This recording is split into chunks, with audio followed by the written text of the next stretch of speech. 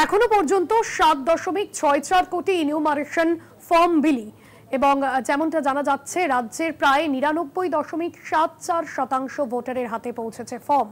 কেউ কেউ এখনো ইনিউমারেশন ফর্ম পাননি।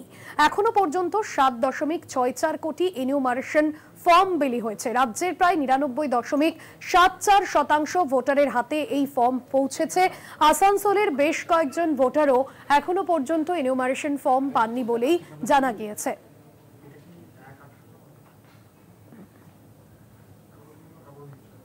দু 2006 সাল থেকে ভোট দিচ্ছি। এখন আমার এই প্রথম যে হিয়ারিংয়ে যে লিস্টটা আসলো, এই লিস্টটা 25 সালেও আমার লিস্টে নাম আছে, কিন্তু আমি যে SIR এর ফর্ম নিতে এসছে বাড়িতে বাড়িতে, তখন দেখি কি আমার নাম আর নেই। তখন তো আমি বুঝতেছি এত বছর ধরে আমি ভোট দিয়ে আসছি, আমার কেন SIR ফর্ম পেলাম না। আমার স্বামী পেয়েছে, আমার ছেলে পেয়েছে, আমি পাইনি। হ্যাঁ, অন্যরা পেয়েছে, আমার নামটা কেটে গেছে।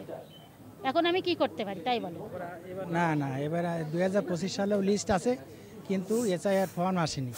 আমার মেয়ের আসেনি আর আমার আসেনি, আর পরিবারে সকলের আছে, যেরকম আমার পিতার আছে, মায়ের আছে, দিদিদের আছে, বাট আমার সহপরিবারের আছে, কিন্তু আমি 2002 সালেরই আমাদের নাম রয়েছে।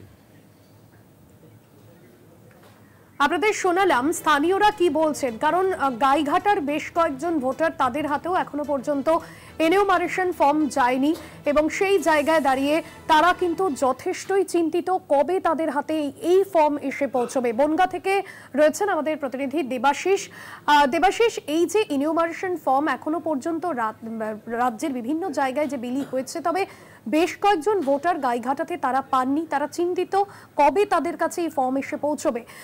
তাদের হাতে ফর্ম পৌঁছতে এখনো পর্যন্ত স্থানীয় প্রশাসনের তরফে কি কি ব্যবস্থা নেওয়া হয়েছে, কি বলছেন, মূলত কি অভিযোগ তাদের?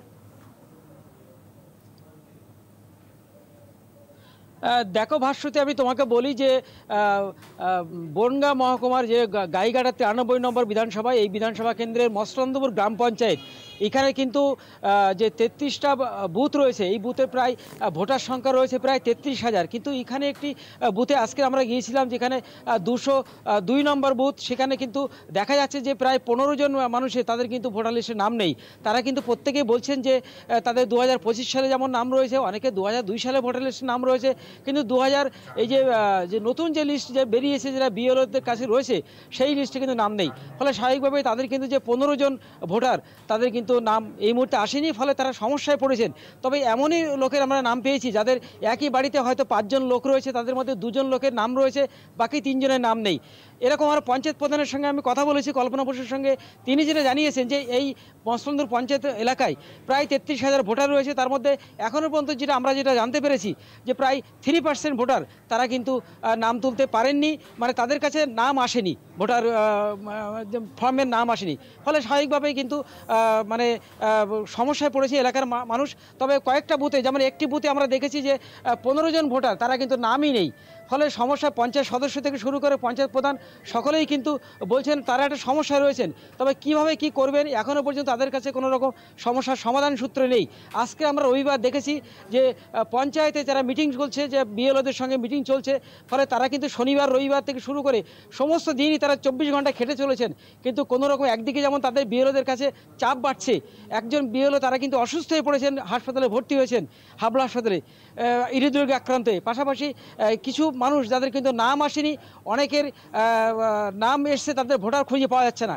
এই সমস্যাটাই কিন্তু রয়েছে। নির্বাচন কমিশন যদিও বলছেন যে 99% ভোটার লিস্টের নামের কাগজপত্র জমা পড়ে গিয়েছে, কিন্তু আমরা বাস্তব ক্ষেত্রে দেখতে পাচ্ছি সেখানে কিন্তু বহু ভোটারের নাম তারা কিন্তু কাগজপত্র যেমন তারা হাতে পাননি, তাদের জমা পড়েননি।